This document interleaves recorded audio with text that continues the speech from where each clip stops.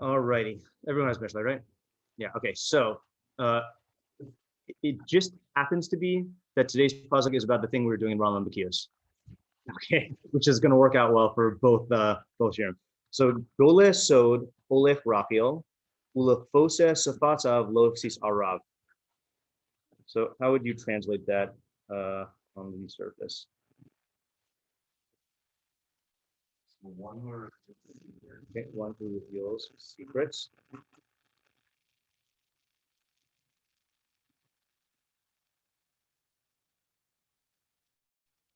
Yeah, Rachil. Yeah, gospel, right? So again, we'll go into this later on because again, we've been talking about this for the last 2 days. Well, 3 days. Rachil is a gossip-monger is the best word. Okay, and what is a monger? Okay, monger is a merchant. We couldn't figure out why in English you only use the word monger for gossip-mongers and fishmongers and rumor. Oh wait, there was another one. What was that? Fear-mongers and fear-mongers, right? So, say again. There are ironmongers. Oh, that's funny. Yeah. So a monger is some sort of merchant. We couldn't figure out like I don't know. We couldn't figure out what it is, but we'll get into like why they use that term here, but we'll just translate it that way for now. So one who reveals secrets. Oh, and also holech. You would usually translate holech rachil as one who goes as a gossip monger. Apparently, according to Rashi, holech rachil is just a phrase. So like a gossip monger is a holech rachil. Okay, a gossip monger. Okay, and poses basav is a weird one.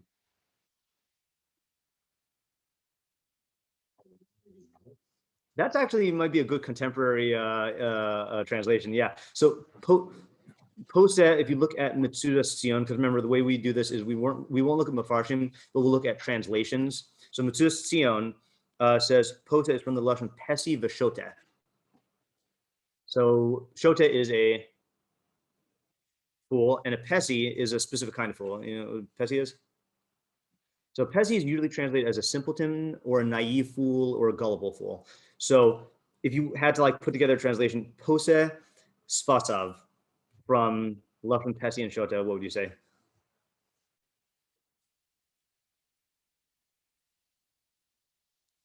Someone who runs his mouth. Okay, yeah, you could say that. So let's just we'll coin a new term. Okay, a lip idiot. Okay, and we'll modify it as needed because I know idiot is a charged term. It might be a lip moron, it might be a lip fool, it might be a lip simpleton. But it's as a noun, like right. It's a label. Lo tis arav, and then the Metzudat clarifies tis arav is milashon tarovos, mixtures. Don't mingle. Yeah, do not mingle. All right. So the way I have it here is one who reveals secrets, a gossip monger, a lip idiot. Do not mingle. So I feel like we need a preposition in here. So probably we have to add the word with, right? With one who reveals secrets, a gossip monger, and a lip idiot do not mingle. Okay. Let's look at Sadyagon, who's another translation, not a Pirish. I mean, he has a Pirish, but in your package, it's only a translation. So he says, Hamagale hasod harezeh holech rachil. So that's very different, right? We read it as like a list. So he's saying, Hamagale hasod harezeh holech rachil. How do you translate that? Yeah. So one who. Yes, right. So one who reveals secrets is, a secret, the secret, right? Hasod, secret is, if you want to be fancy, literal, behold, this is a gossip monger.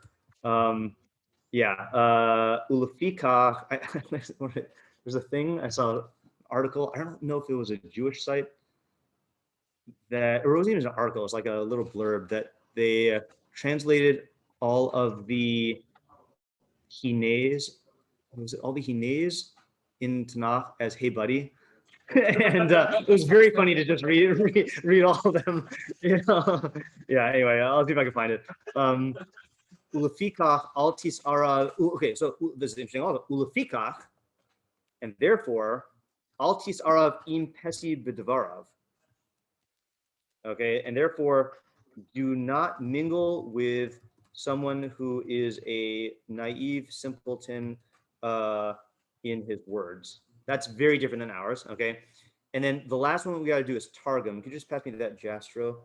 Targum says, Degale Raza, one who reveals secrets. When I actually have, because we're doing this Rambam Bekius, and because of the Rambam Bekius took us away from Rambam and took us into other meforshim, I have here a Rashi to share with you. Okay, so this next phrase here, achol kurza.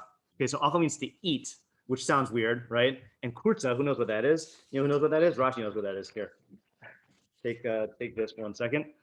Okay, so Rashi. So you see the underlined part on the Rashi. The last underlined part right after that. Okay, so this is Rashi on the pasuk of Lotei Lech Rachel. Oh, sorry, on this page with a big Rashi translation. Okay, so after the last underline, he says, and its translation, it's going to feel like we're doing Rambam Bekius because it's the same topic. Okay, I'll give you the Mishlei in a second. So we're right here on that page. And its translation in the Targum, meaning the translation of Rachel, is lo tehul kurtzin, do not eat kurtzin, has the same meaning as Daniel 3:8, and they slandered the Jews, ochlu kurtzehon. And as brachos, he slandered him, achal be kurtza be malcha, to the king. Okay, so now what's this deal with this kurtzin thing? It seems to me this is such a weird thing. It seems to me that people had the custom to eat a little snack in the house of him who listened to their slanderous words, and this served as the final confirmation that the slanderous statements were well-founded, and that he would maintain the truth of them. This snack was called achilas kurtzin, the word kurtza being connected in the meaning with the word koratz in Proverbs 6:13. He winketh with his eyes, for it is the manner of all who go about slandering to wink with their eyes and to suggest their slanderous statements by innuendos in order that others who happen to hear them should not understand them. I have no idea what that's about. Does it sound weird? Like yeah. Yeah, I know. I don't know how he knows that. I mean, I guess he isn't. It's legitimate to infer that eating is either literal, like if you're translating gossiping as eating. So either you have to take that literally or take it like allegorically, you know.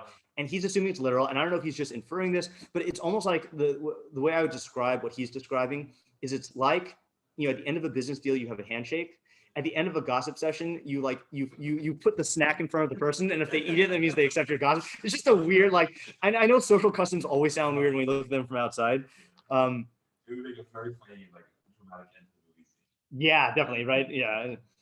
Yeah, just the have the giant musical number as a talking innuendo at the very end. Right. Pops in his mouth. Yeah. And I was trying to think, like, is there anything like that remotely similar in our society? And handshake is the best I could come up with.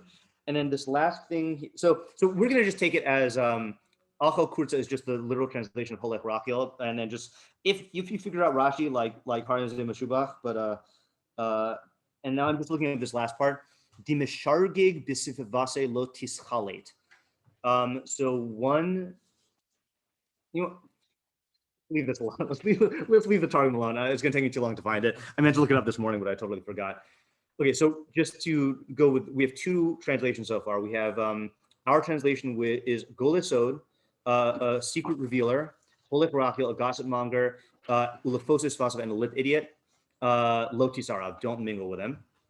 Then we have Sadigon, who says, one who reveals the secret, behold, this is a gossip monger, and therefore do not mingle with someone who is a naive simpleton in his words. Okay, and I'll just read you the three English translations I looked at. Art Scroll says, with a revealer of secrets, a bearer of tales, or a simpleton of lips, do not mingle. So that's the way we did it with the list of three people. Living Knox says, do not mix with a person who reveals secrets, spreads slander, or prattles. That's like running your mouth, right? Like you were saying. And then Alter, I don't know where he gets this. Laying bare secrets, the gossip goes round. Don't trust yourself to a blabbermouth. I like blabbermouth, but the other part, I don't know where he gets that from. So we'll ignore those conveniently.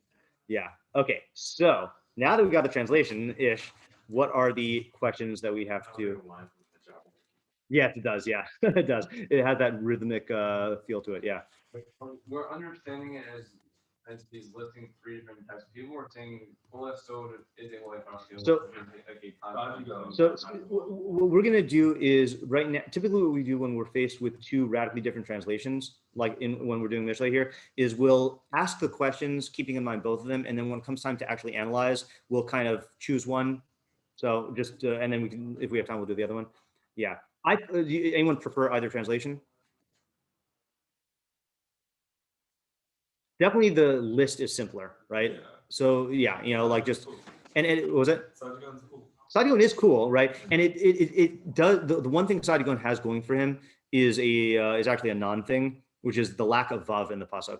Goleh sod holech rachil sounds like an independent clause. One who reveals secrets is a holech rachil, and don't mix with a posuf spasa. That's actually a different way to translate it. Hold on just 1 second.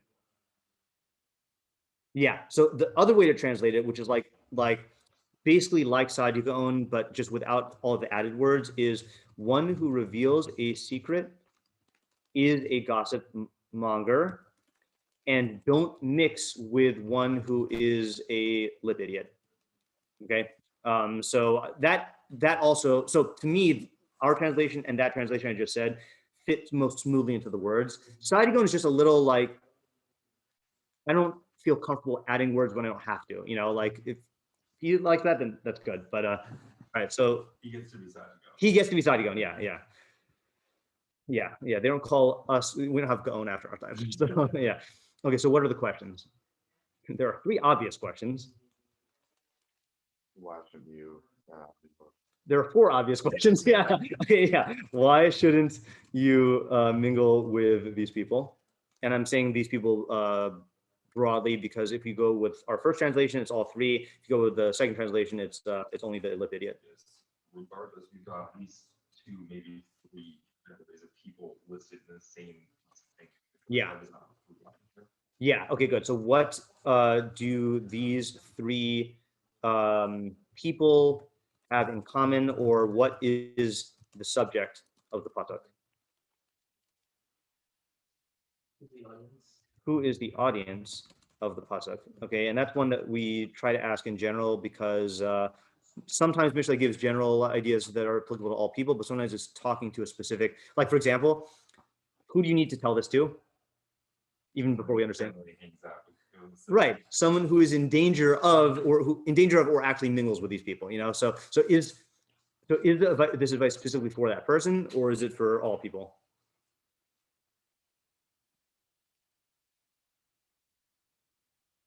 So the 3 obvious questions I was thinking of is, what is a goleh sod? Okay, what is a holech rachil? What is a holech rachil? And then what is a poseh spatzav? Because you're not going to be able to implement this advice unless you know what those 3 are.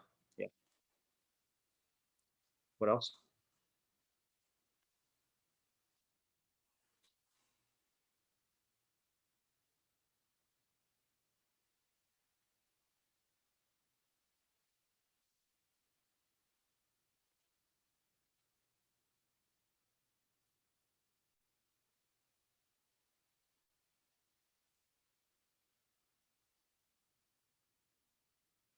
There's at least one more question.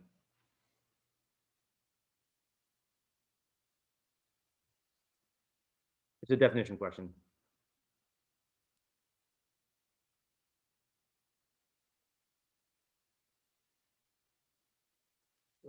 Yeah. Oh, sorry. Yeah. No. Ball pet. Second page. Yeah.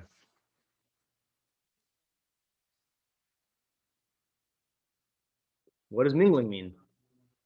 Right? To what extent? Does that mean don't talk with them? Does it mean don't befriend them? Does it mean don't hang out? Don't be in the same room as them? Dalaramos, So what is tis arav? Tis arav. What are the parameters? If only they had masks for bad mitos. Like you just yeah. Or I mean, I guess they do have a vaccine. It's called Torah, but it's just not so easy. You just get 2 doses and then you're done. Until you got to get booster shots. Yeah. Okay, I think those are the questions. Now I'm going to spare you because we worked for 2 days to define holech rachil, and I don't want to go through that whole process again right now. I'm just going to spare you the work and just tell you the results of yesterday's discoveries. So apparently, so a rachil was a merchant or a peddler or a monger, and he would go from city to city to both seek out stuff to buy and sell, and then to sell his stuff. and there were two things that he would do. The main priority of the merchant is to move his merchandise, right, at any cost. He doesn't really care what it is. And like, if you, my brother Johnny has been traveling a lot, and he, in most places in the world, like bargaining and haggling is like a thing, not in America, and like they will do whatever they can do in order to get you to like buy their stuff, so like it's very, so it's got like the main thing is the bottom line is you've got to sell stuff. He'll pretend he's your friend. He'll like flatter you and stuff like that, so that's one angle of the rechilus. The other angle of the rechilus, which we didn't know until yesterday, Rav Hirsch says this and the Torah Shlema says this, is if you think about it, most people would live and stay in the same town for their entire lives, and the only people who would travel would be merchants who would go from one town to the other. So people would, and there were no newspapers or internet or whatever, so the people would depend on a rechilus to literally like give them the gossip and the news from other towns, So when it says, based on that and based on the Rambam's definition, we define rechilus as someone who indiscriminately shares information about other people. Okay, and indiscriminately in the sense that he does it out of context. He does it without regard for whether it's going to be harmful or helpful. And it's not even false. Like if it's false, then that makes it moti shemra. So it can even be true, and it's not even inherently negative. But like even out of context things that are not inherently negative can be like can be damaging in the wrong context. Like I really should have mentioned this yesterday, but like a good example of that is. And I think this used to be viewed as negative, but now it's like not like a degradation. Is like if you say that like so and so got divorced, so that's not a degrading statement. Like, what if it was a great thing that they got divorced, But out of context, and not elaborating on it or saying it for a specific reason could cause people to speculate, could cause people to infer their own things and like start spreading those. So like if you're just indiscriminately sharing stuff about people, then it could like be harmful. So we're gonna go with that translation of Holech Rachel for now. We may see that the meforshim say something different, in which case we'll have to go and edit our Rambam, not edit. We're gonna have to like bring it into Rambam Bekius, but yeah. So that's Holech Rachel. All right. Nice. Okay, good. All right, we got one. All right. So so just to read the other questions we have going here. So what are the three? Golisod, Holech Rachel, we did Posas Vasav. What does mingling mean? Why shouldn't you mingle? And what's the unifying theme of the pasuk? So I feel like, and then also who's the audience? So I feel like we need to define mingling. That's going to be the background thing, but maybe we should take a stab first at the other definitions. So Golisod and Posas Vasav, and this is where we have the flexibility here. So you could think of Golisod as its own thing, or you could think of it as Golisod Holech Rachel. Okay. There's a third way too. Oh, sorry to complicate things. In Hebrew, especially in Mishlei, Golisod Holech Rachel. If you're going to take it like in the in the second way we did it, it could either be one who reveals a secret is a gossip-monger, or a gossip-monger is one who reveals secrets. I think that second way is less probable because it's obvious. Right, if you are a gossip-monger, then you will reveal secrets. But I could see there being a fetish there in some way.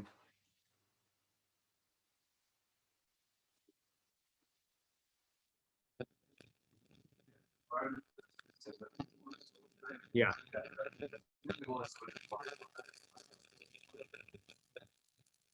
Okay. Yeah. That's good.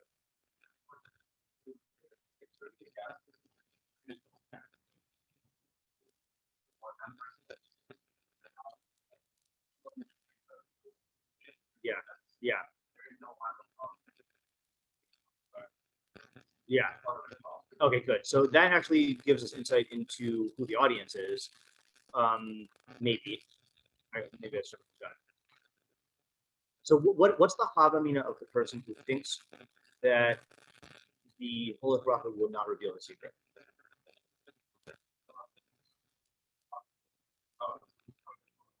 Oh, okay. Oh, interesting. Okay, good. Okay, so it might actually be the ambiguity I mentioned, that it could go either way. It might serve us well. That like it does go both ways. That's actually good. Meaning, okay, so let's just spell that out. Like, I've definitely been in circumstances where a person reveals a secret, and because I'm me and the person you reveal the secret about is a different person, then it feels like, oh, there's a difference. Obviously he wouldn't reveal my secret, and then you're like, wait. That's how the other guy felt, like if so like you have to realize that it's part of the nature of the person that the holik rachel either on some level can't make that distinction, meaning either they're not thinking and have no filter, and in that way, or their own reasons for sharing, like for social cred or for like just the power trip or whatever it is that makes them reveal secrets. It's going to override whatever like intellectual capacity they have to like differentiate. So the point is that you can't once they're revealed over secret, that they're a holik rachel. And then the other way is if they're a holik rachel, you also can't say like, oh, they're holik rachel in general, but like my secret they're gonna keep. Like it just doesn't work that way. That's the definition of a holik rachel. Like that's like saying that the merchant is not going to make a good sale if the luck becomes fun. I think it's just that's not what merchants do. Okay, good. So that seemingly takes care of the first half. And truthfully, it's almost making me wonder whether the different translations are really like essential. Meaning, it sounds like we should mingle with these people anyway, But like even if you say that these are two distinct people, actually right now I'm really inclined to say that these are not two distinct people. I think that feels better, and you can still make the lo tisarav go on them. Yeah. I think as far as who's the audience, I think that it's really them to anybody for themselves too. Yeah. As far as if you see yourself like, oh, well, I can share, like, right, then instead of it to be like very wary and weary of, that it's probably not just a one-time thing. This is like a trend within a person. Yeah. It's one secret. I'm not going. Right. Yeah, exactly. Yeah. That's a good point. Yeah, that's the secondary audience for people who are like ready to go there. I think the only reason why it makes it a general thing. There are two types of people. Right. People who are inclined to reveal the secret. Yeah. People who are inclined not to. Right. I think the only thing, what you're saying is true. The only thing that makes me think that that's not the main message of the pasuk is it does say lo tis arav, and that part doesn't quite fit in as if you take it as two times, right? So you have like right. Yeah. Right. Yeah. And that's just like it's one piece of wood separate from. That's true. Right. If you take it into two halves, that way it works. That's true. Yeah. All right. So can we figure out what a potes fasav is? And just to flesh out what pesi is, because that's how the Mitzudas Tziyun said pesi is. So there's a pasuk in Mishlei that says pesi yamin l'chol davar. Ooh, that already is lighting stuff up. Pesi yamin l'chol davar v'yavin the arum yavin la'ashuro. So this is in like 1410 or something like that, maybe. I don't know if that's 1415, somewhere around the 14s. A naive simpleton believes everything, and but a cunning person understands each step. Okay, and the basic idea there is Pesi is someone who operates on the principle of if it feels good, it is good. If it feels bad, it is bad. If it feels true, it is true. If it feels false, it is false. Is that all of his decisions about reality are based on just how it feels at the moment. Okay, and so when it says he believes everything, it does not mean that he literally believes everything. Nobody is so naive. Hey, it says gold on the ceiling. Yeah, exactly. Yeah, right. Nobody is so naive that they like. Let's say like that guy, right? You say that and it works once. You say it again. Some people it works again, but like that's like that's a type, And then there are other people, but then if you say it again, they're not going to believe. They're not going to literally believe everything. But what it means is that their mechanism for deciding what to believe and what not to believe is such that they could believe anything. And the arum, working definition of arum in Mishlei, is someone who understands how your emotions or psyche interfere with your ability to perceive truth. So like, for example, and this could be good or bad. Okay, for example, in Mishlei, arum is the only personality type in Mishlei that is used for good and for bad.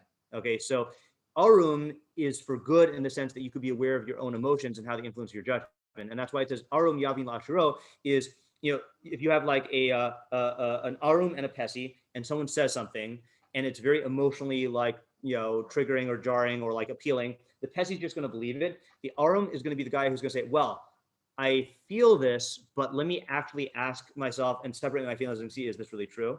So that's like on his way to becoming a chacham. But then the arum is also what the nachash is called in Gan Eden, and the nachash and also it's what Rishayim are called.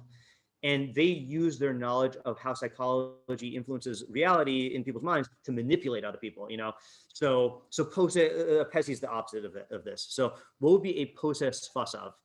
That's the question.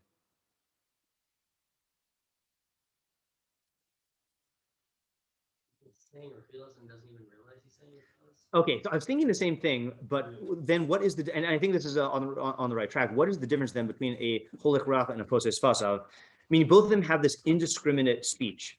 Intent.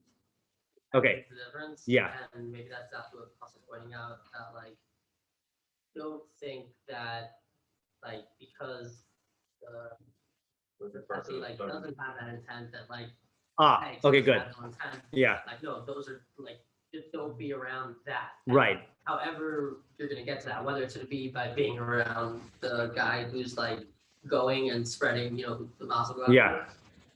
Whatever. Gossip-monger. Yeah. Yeah. Or the southern guy. Yeah. So I think that's the idea. I'll give an example of this. And just to be clear, so what is the difference in motive? What do you mean by that? That holy prophet there is motive. Okay, yeah. That like they're doing it because it's like a character trait in them, or they're doing it because they're one of these merchants. Yeah. Going from place to place. Yeah. I think also the fact that it says golasod, like I would read that together with holy prophet. Yeah. I feel like it sounds like what we were saying in Rambam Bekius, that like this is the guy who like goes out of his way to go find information to reveal it. Okay.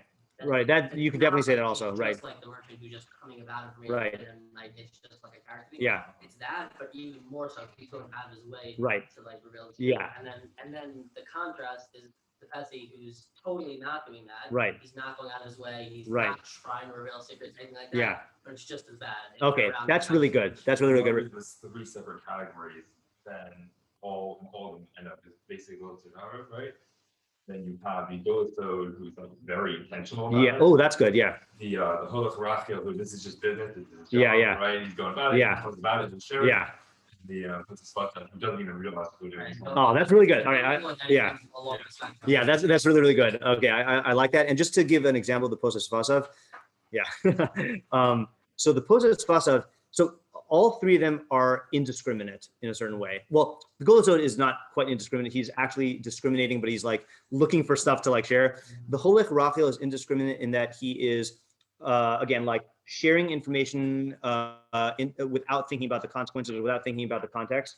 The poses fasav is indiscriminate because he can't discriminate the information going in. So it is, and he's a poses fasav because he says it without thinking. Like if you had a Pesi who was aware that he was a Pesi and could like, restrain himself, so then fine, he's got a Pesi problem, but he's not a poses fasav. Example of this is like, and again, I draw on a lot of examples from this from Mishlei because I taught in a girls' school for like 10 years, and you see with especially like 9th grade, girls that like they speak without thinking a lot. I mean, human beings do that too, but like but like, so some of it, so I can see this here, like some of it is going and looking for juicy information to share, to like start up stuff. Thankfully, we didn't have a lot of that in Shalhavet. Second is just indiscriminately sharing information without realizing how much context can be important. And then there are other people who will hear something like that is crazy and just accept it and then relay it. It reminds me of the people who, okay, maybe this is a better way to say it. There are people who share like fake news because the actual news like appeals to them, like they want to advance that agenda, and like that would be like, if anything, analogous to like a Gossip, and then there are people on the other end of the spectrum who just don't have the categories in their mind of like, this is a reliable news outlet and this is not, and they'll share everything. This is a crazy thing. Exactly, right. They just don't differentiate. That's like a poses fasav. Yeah. Okay, good. Now, what does it mean to not mingle? Ooh, one more thing. Yeah. We also have a spectrum here from Gossip, and liability. the Gola Sod is going to be very deliberate, but also very wide. Right? The Sod is That's true, right? That's interesting. Oh, that is interesting. Yeah. Like he's probably like yeah. He's somewhat discerning, right? Right. And some things like a little on the juicier. Right. I don't know. Yeah. Maybe, right? Yeah. And then the closest spot is completely unreliable. Right. So that's actually a real. This also goes back to what we're doing in Rambam Bekius, because in Rambam Bekius we were saying, this is because I'll say that lashon hara kills 3 people. The speaker. This is what we ended off on, right? The speaker, the one who accepts it, and then the one who it is said about, and it kills the recipient more than the others. And so there is an especially dangerous thing. See, the Gola Sod, it's not necessarily true that what the Sod is. In other words, even if the Sod itself is true, context does matter a lot. But because it is a Sod and because he's discriminating, it's going to be very hard to not accept it. And we said yesterday that there are strategies to not accept lashon hara when you hear it. Like if you think back to times when you heard a story or information and then you hear one fact that completely changes the whole thing, then like it's it's good to like then you realize, oh, this is true in general, but it's gonna be much harder to avoid the effect of the Gola Sod. I have an example of this which I'll say after we're done with this. But also makes sense of why it's low to not everyone accepted. Which if you were not accepted, then seemingly that would also right. But oh, right. It's really not unreasonable to not accept it once you're already with the guy and once you're already hearing. Right. Yeah. I mean, or at least it's harder. So what? Let's now tackle that question. So what is lo tisarav? So I think we know why you shouldn't be tisarav, because you're going to accept these things and they're going to affect your views of others, maybe even your practical decision making, all based on unreliable information, right? That's also true, right? And that does happen with that's in the first pasuk of Tehillim of Ashrei ha'isha shelo halach ba'atzas r'shaim uva derech ha'tayim lo amad uva moshav leitim lo yashav. Like, don't sit in the session of people who are leitim, who like mock people. Like, the more you get involved in these 3 types of people, the more you become like them, and it's not good to become like them, So can we figure out what tisarav means? Like, to what extent? Like, it's also very ambiguous. Like, don't mingle, And it's possible that it is intentionally vague. I mean, yeah. Yeah, I think that there are certain, whether it's referring to certain specific like social contexts. Yeah. Like there are certain scenarios where it's going to be more like relevant in the sense that like there are certain scenarios where it's going to be more common for people to just be talking this kind of speech. Yeah. And so maybe when it's saying don't mingle, it's trying to point out like let's say you have a friend and like he does it. Yeah. So like they're like, just don't go with that guy to like the places that that he goes to do this. Right. And then like maybe you could like engage with him on another level or something different. Right. But like that there are certain scenarios where this is going to be all that's being done. Yeah. Like let's say a shmorg at a wedding. Yeah. And so like don't go hang out with this guy at the shmorg. Right. Go with someone else because he's going to be talking about that. Uh-huh.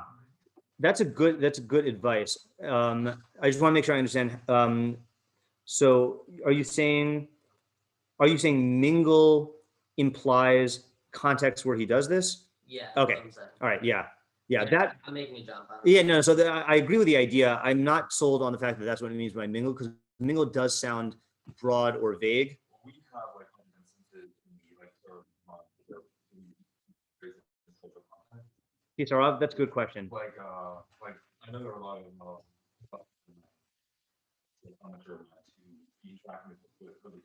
right. Yeah. Let me just do a quick search on all Torah. Not search, just click on Tisarav and see where this is used. So it looks like it is used not very much. It is used, looks like at maximum twice in other Sfarim and then 9 times in Mishlei. Now, anytime I see that, what it tells me is that it is, and Shlomo does this a lot. It's possible that Shlomo is coining his own usage of it, which would mean that I think the first place we should look is elsewhere in Mishlei to see like how it's used and then come up with a definition based on that. And since we don't have time to do that right now, so that would be like the thorough approach. but since we don't have the time to do that right now, let's see if we could think of anything else for mingling. And again, just to be clear, I agree with your idea. The word is general and your interpretation is dafka specific, and that's why I'm not accepting it as an interpretation. Yeah. Mingling also sounds like not just like a conversation, it sounds like a more relaxed type of, just like letting. Okay. Letting loose down Right. Like okay, so there's definitely an exchange going on in the mingling, right? So I could warm up to your idea here from that angle, which is there are contexts in which there is not really an exchange, going on, where you can have more control over what types of things are said. Like a specific business meeting. Right, exactly. Yeah, right. Meaning like saying like this free back and forth. Yeah, there's like set procedural things. Like I have an example of this. Is like when I was in yeshiva, there was someone who was in one of these categories, and I would learn with them, but not hang out socially with them, because in the learning, you're anchored to a specific mission with specific types of conversation.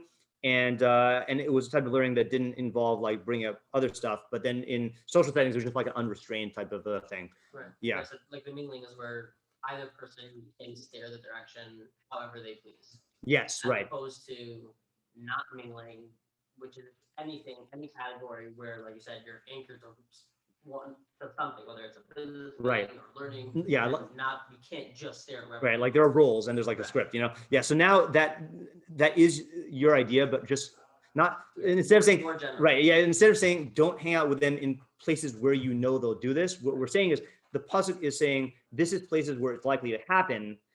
Don't hang out in those ways, and then by exclusion, it's saying in places where they don't do this, then it's fine.